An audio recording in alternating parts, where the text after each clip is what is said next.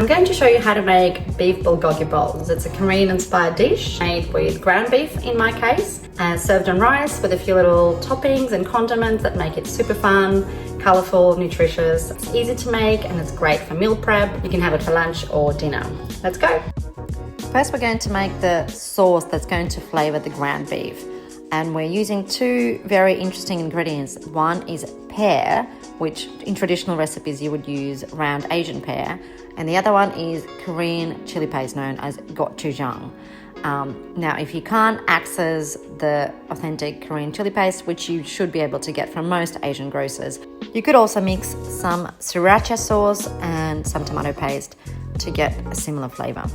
And essentially you cook the ground beef in this wonderful sauce and we're pretty much ready to go. So good. I could eat it as is, but let's assemble our rice bowls. Here's what's going to go in our dish. We've got rice, short grain or medium grain is great, kimchi of course, cucumber, pickled ginger, some sesame seeds, Korean carrot salad and green onions. You can use a variety of toppings here. The Korean carrot is super easy to make at home and I have a recipe on the blog, and everything else you should be able to pick up from your local supermarket.